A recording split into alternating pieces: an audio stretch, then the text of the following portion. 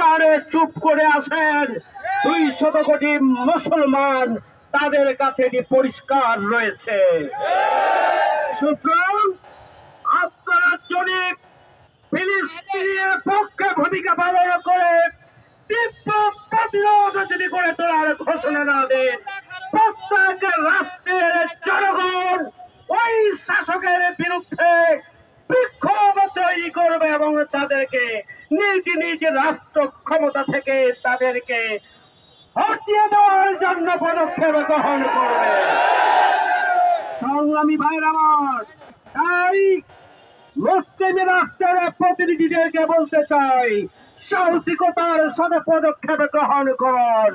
আপনার মসনদ টিকবে আর ফিলিস্তিনের বিরুদ্ধে চক্রান্ত ষড়যন্ত্র, ফিলিস্তিনকে নিঃশেষ করার ষড়যন্ত্র ব্যর্থতায় পর্যবসিত হবে ইনশাআল্লাহ। সংগ্রামী ভাইরা আমার, আমরা পরিষ্কার করে বলতে চাই, 90% মুসলমানের বাংলাদেশ অন্তর্বর্তীকালীন সরকার পরিষ্কার বিবৃতি দেবে, জাতিসংঘ ইসরায়েল এবং নেতানিয়াহুর বিরুদ্ধে তীব্র প্রতিবাদ জানানোর জন্য আমরা আহ্বান জানাচ্ছি। আমরা নিজেদেরকে প্রস্তুত রাখবো, প্রয়োজন হলে ফিলিস্তিনে গিয়ে মুসলিম জনতাকে উদ্ধার করার জন্য আমরা প্রস্তুত।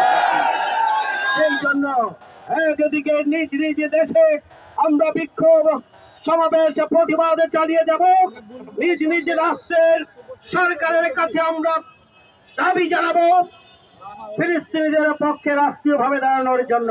পাশাপাশি আল্লাহর সাহায্য চাইবো, এ রব্বুল আলামিন এই মজলুম জনপদ ফিলিস্তিনকে তুমি হেফাজত করো।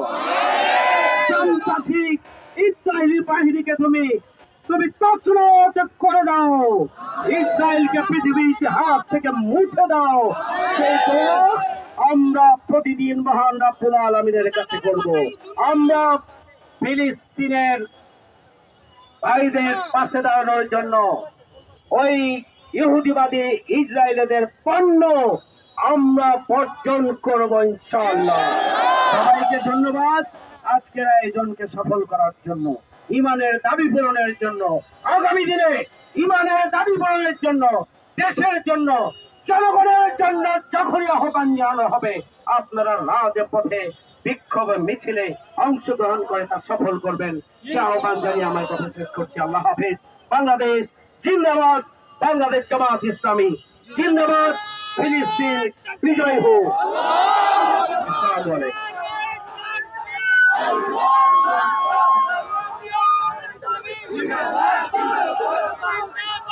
সম্মানিত স্বেচ্ছাসেবক ভাইরা, দ্রুত আমাদেরকে মানুষের চলাচলের জন্য সুব্যবস্থা করে দিতে হবে।